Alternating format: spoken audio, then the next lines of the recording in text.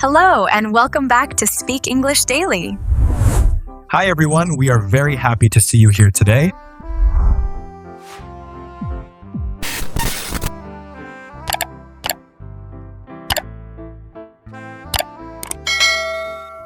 Hello, everyone, and welcome back to Speak English Daily, where you can learn English in a simple and natural way. I'm Anna. And I'm Mike. It's great to be here again. I'm in a really good mood today. I don't know why, but I feel very fresh and ready to talk. I can see that. You sound full of energy. Did something special happen this morning? Not something big, but I had a very nice start to my day. I woke up early, made a simple breakfast, and I even had time to sit quietly for a few minutes before work. That already sounds like a perfect morning. Calm, organized, and not rushed. You're the right person for today's topic. I hope so, but to be honest, not every day is like this. Some days I wake up late, I rush everything, and I feel tired before the day even begins.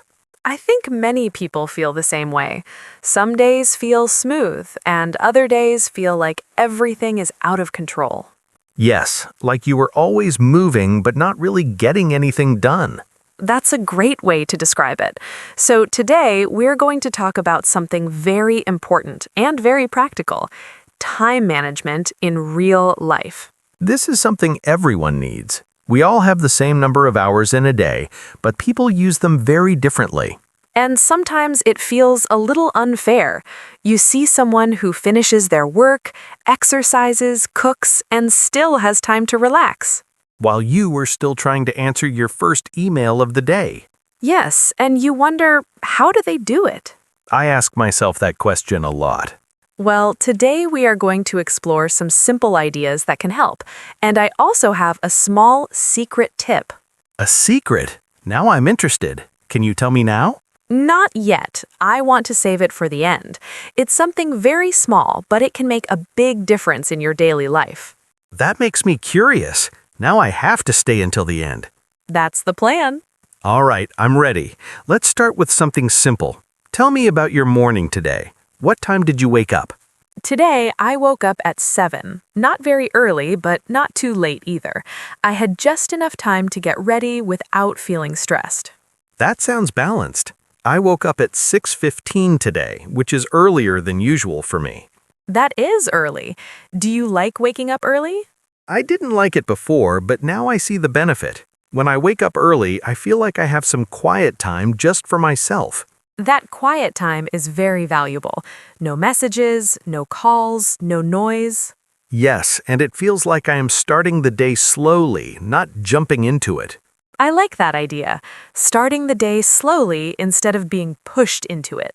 When I wake up late, everything feels fast. I check my phone, I rush to get ready, and suddenly I'm already behind. That feeling is very stressful. It's like the day is controlling you. And when I wake up early, I feel more in control. I decide what to do first. That small difference changes the whole mood of the day. It really does. Even simple things like making tea or sitting quietly feel different when you are not in a hurry. I agree. The morning sets the tone for everything that comes after. So maybe time management doesn't start with big plans. Maybe it starts with small habits. That's a very good point. Small habits are easier to build and easier to keep.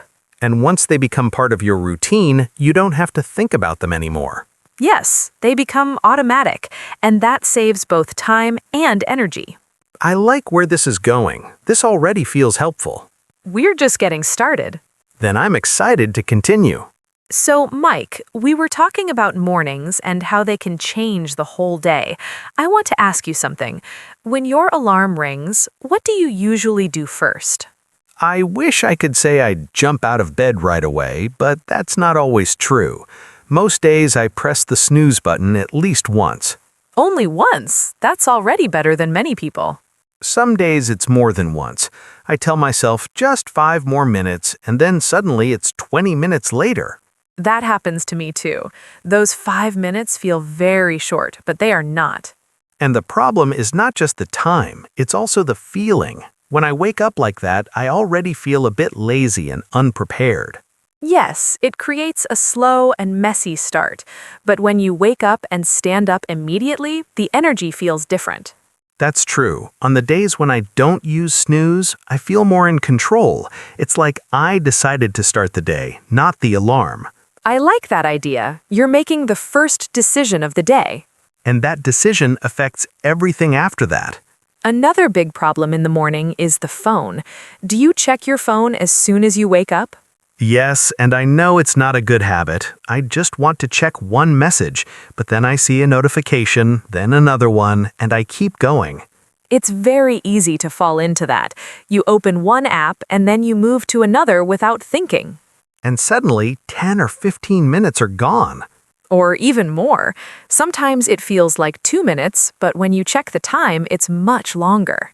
That's why people call it a time thief. It steals your time quietly. And you don't even notice it at first. That's what makes it dangerous. I once opened my phone to check the weather, and after 20 minutes, I was watching random videos. That is very relatable. You start with one small purpose, and then you get lost. It's like a chain. One click leads to another. And in the morning, that time is very valuable. It's the best time for focus and calm thinking. But instead, we give it away to distractions. Exactly. And then we say we don't have time. That's the strange part. We say we are busy, but sometimes we're just distracted. I want to ask our listeners something. What is your biggest time thief in the morning? Is it your phone, social media, or something else? Write your answer in the comments section. I'm really curious to read your answers. That's a great question. I think many people will say their phone. I think so too, but awareness is the first step. When you notice the problem, you can start to change it. Even a small change can help.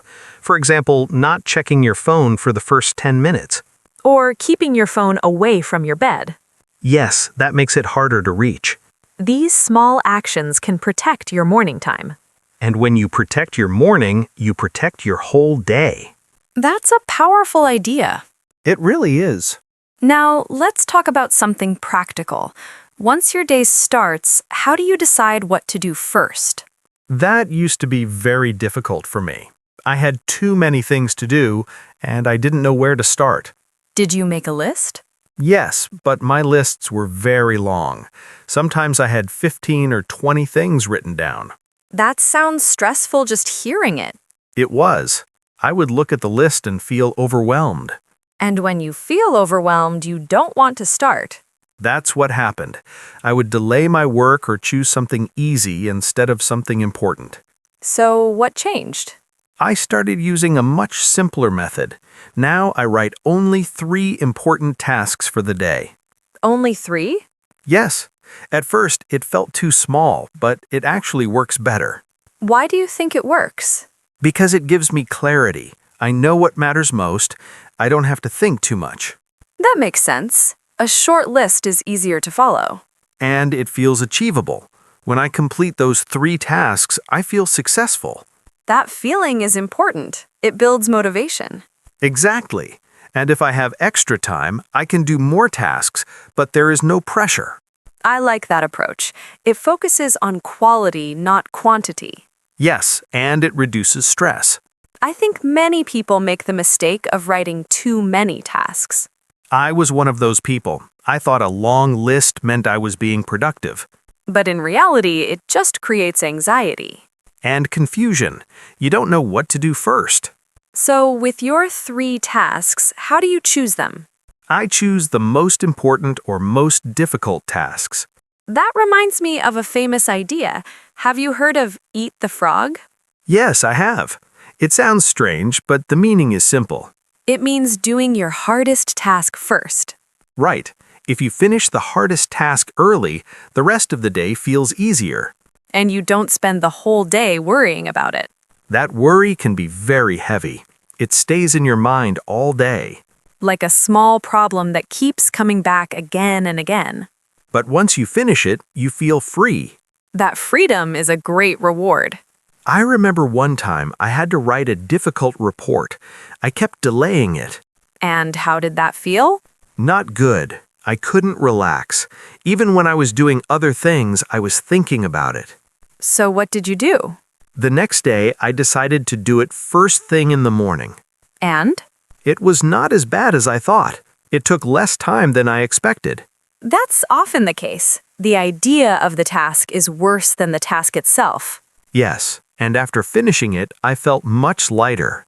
That shows how important it is to start with the right task. It changes your whole day. Now, let's move to another common problem, especially for people who work from home. Distractions? Yes, there are so many distractions at home. I know this very well. When I work from home, I see many things that need attention. Like what? The kitchen, the dishes, the laundry, even small things like organizing a shelf. And suddenly you are cleaning instead of working. Yes, and I tell myself I will just do it quickly, but it takes longer. That's the tricky part. Small tasks grow bigger. And they break your focus. So how do you deal with that? I started using a timer. A timer? Yes, I set a timer for 25 minutes and focus only on work during that time. That sounds like the Pomodoro technique. Yes, that's the name. It's simple but very effective. Can you explain how it works? You work for 25 minutes with full focus. Then you take a short break, usually 5 minutes. And then you repeat the cycle? Exactly. After a few cycles, you can take a longer break. I like that idea because it gives structure to your time. And it makes work feel more manageable. 25 minutes is not too long. Yes, anyone can focus for 25 minutes. And the break is important. It gives your brain time to rest. Many people forget to take breaks. That's true. They try to work for hours without stopping. And what happens then? They get tired, make mistakes, and lose focus. I have experienced that. I read the same line again and again, and I still don't understand it. That's a clear sign your brain needs a break. Or when you make simple mistakes that you normally wouldn't make. Yes, like typing errors or forgetting small details. Breaks are not a waste of time. They actually help you work better. That's an important point. Rest is part of productivity. And short breaks are enough. You don't need a long time. Even standing up, stretching, or looking outside can help. I like to step away from the screen for a few minutes. That helps your eyes and your mind.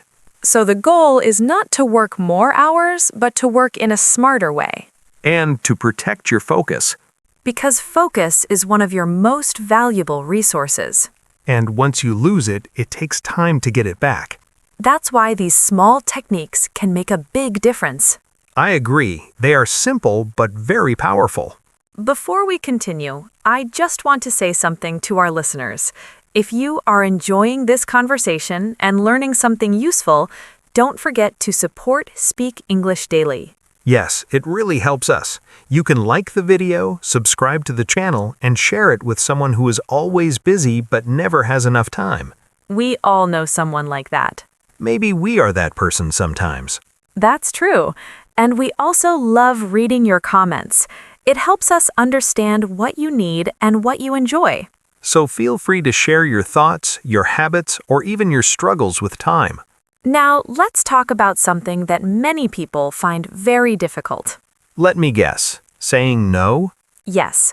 Why is it so hard to say no? For me, it's because I don't want to disappoint people. I want to be helpful. That's a very honest answer. I feel the same sometimes. If someone asks me for help, my first reaction is to say yes, even if I am already busy. And what happens then? I become stressed. I have too many things to do, and I don't do any of them well. That's the hidden problem. When we say yes to everything, we lose control of our own time. And we think we are being kind, but in reality, we are hurting ourselves. And sometimes we are not even helping others in the best way. That's true. If I am tired and busy, I cannot give my best effort. So learning to say no is not rude, it's necessary. But it still feels uncomfortable. Of course, it's not easy to change this habit. So how can we say no in a better way? I think the key is to be honest but polite. You don't have to reject the person, only the request. That's a good way to think about it. For example, instead of saying no directly, you can say, I can't do it today, but I can help you tomorrow. That sounds much better. You are still supportive, but you are also protecting your time. Yes, it's about balance. I like that. It makes saying no feel less negative. And over time, it becomes easier. And people will understand. The right people will understand. That's an important point. Now let's talk about something that happens at the end of the day. The evening routine? Yes, many people think time management is only about the morning, but the evening is just as important. I agree. The way you end your day can affect the next one. Do you prepare anything for the next day? Yes, I try to. It's a simple habit, but it saves me a lot of time. What do you usually do? I choose my clothes for the next day. That's a classic but very useful habit. It removes one decision in the morning. And in the morning, we don't want too many decisions. Yes, because we are still waking up. What else do you prepare? I keep my important items in the same place, my keys, my wallet, and sometimes my bag. That is very smart. Losing things in the morning can be very stressful. It really can. I remember I used to search for my keys almost every day. And it always happens when you are in a hurry. Yes, and it makes everything worse. You feel late, you feel frustrated, and your mood changes. So having a fixed place for things is a simple but powerful system. I have a small table near the door. Everything goes there. That's perfect. It creates a habit. And habits save time because you don't have to think. I also like to do a quick check at night. I ask myself, what do I need tomorrow? That's a good question. Sometimes it's something small, like a document or a charger. And if you forget it, it can cause problems later. Exactly. So preparing at night makes the morning smoother. And a smooth morning leads to a better day. It's all connected. Small actions, big results. Now let's talk about something that many people don't plan for. Unexpected problems? Yes, things that don't go according to plan. Like traffic, delays, or meetings that take longer than expected. Exactly. These things happen all the time. And they can destroy your schedule if you are not careful. So what can we do? I learned about something called buffer time. That sounds interesting. What is it? It means leaving extra time between your tasks. Like a small space between activities? Yes, for example, if I have 2 meetings, I don't schedule them back to back. How much time do you leave between them? Usually 10 or 15 minutes. And how does that help? If the first meeting runs late, I am still on time for the next one. That reduces stress. A lot. And if everything goes as planned, I can use that time to relax or prepare. That's a very smart idea. Before this, I used to plan everything very tightly. And what happened? One small delay would affect the whole day. Like a chain reaction. Yes, one delay leads to another. I think many people are too optimistic about time. I agree. We think something will take 10 minutes, but it takes 20. Cooking is a good example. Oh yes, I always think I can cook quickly. And then? Then I realize I have to prepare everything, clean, wait, and it takes much longer. That's very relatable. I once planned to cook dinner in 20 minutes before an online meeting. That sounds risky. It was. The food was not ready and I had to join the meeting late. That must have been stressful. It was, and I learned a lesson from it. So now you plan better? Yes, and I give myself extra time. That's where buffer time helps again. Exactly. I also have a story about a friend of mine. I like stories. Tell me. My friend Sarah was preparing for an important presentation at work. That sounds serious. Yes, she had many tasks to complete. Slides, notes, practice, everything. That's a lot. But she planned her day very tightly, no extra time at all. Let me guess. Something went wrong. Yes, her internet stopped working for a short time. That's already a problem. And because she had no buffer time, everything became stressful. She couldn't finish her work calmly. Exactly. She felt rushed and nervous. So what did she do differently after that? She started adding extra time between tasks. And did it help? Yes, a lot. The next time she had a big task, she felt more relaxed. Because she knew she had some space. Yes, space for problems, space for rest, and space to think. That's very important. It shows that time management is not just about filling every minute. It's about giving yourself room to breathe. I like that. Me too. It makes everything feel more human and less stressful. So, Mike, after everything we talked about today, I feel like time management is not really about controlling time. That's an interesting thought. What do you think it is about? I think it's more about how we manage ourselves, our habits, our choices, and our attention. That makes sense. Time is always the same, but our behavior changes. Yes, and when we change small things, we start to feel more in control.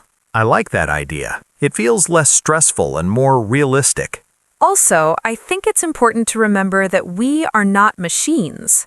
That's true. We cannot work all the time. We need moments where we do nothing. Some people feel guilty when they are not doing anything. But those moments are very valuable. They help us think, relax, and even become more creative. I've noticed that my best ideas come when I am not working. Same here. Sometimes when I go for a walk or just sit quietly, I suddenly get a good idea. That shows how important it is to give your mind some space. Yes, space is necessary for creativity. So maybe we should also plan time for doing nothing. I think so. It's like giving yourself a small gift. A gift of time. That sounds nice. It really does. And now I remember something. The secret? Yes, the secret I promised at the beginning. I've been waiting for this. All right, here it is. It's called the 2-minute rule. That sounds simple. What does it mean? It means that if a task takes less than 2 minutes, you should do it immediately. Immediately? No delay at all? Yes, no thinking, no planning, just do it. Can you give some examples? Sure. Things like washing a cup, replying to a short message, putting your shoes away, or throwing something in the trash. These are very small tasks. Yes, but they can become a problem if we ignore them. Because they start to build up. Exactly. One small task is easy, but 10 small tasks feel heavy. And then we don't want to do them. And they stay in our mind, taking up space. So doing them quickly keeps everything clean and simple. Both your space and your mind. I like that. It feels very practical. And it saves time in a surprising way. Because you don't have to deal with a big pile later. Yes, and you don't have to remember all those small things. That reduces stress. A lot. I think this is something I can start using today. That's the best kind of tip, simple and easy to apply. I'm already thinking of a few things I can do after this. Like what? I have a cup on my desk right now. That's definitely a 2-minute task. That's a good start. I'll take care of it after we finish. Perfect. I really enjoyed today's conversation. It made me think about my habits in a new way. Me too. It's always helpful to reflect on how we spend our time. Because our time is our life. Yes, every minute matters. So we should use it wisely, but also enjoy it. That's a beautiful balance. It really is. Well, everyone, thank you so much for spending your time with us today. We truly appreciate it. We hope this conversation helps you feel a little more organized and a little less stressed. And maybe a bit more in control of your day. Don't forget to subscribe to Speak English Daily so you don't miss our next episode. We have many more interesting topics coming for you. And if you found any of these ideas useful, give this video a like. And share it with someone who might need it. We would love to hear from you. Yes, tell us what works for you and what doesn't. Your experiences are important. They help all of us learn together. All right, I think it's time to go. Yes, and I have a 2-minute task waiting for me. And I think I will take a short break and relax for a few minutes. That sounds like a good plan. Have a wonderful day, everyone. Take care and see you in the next episode.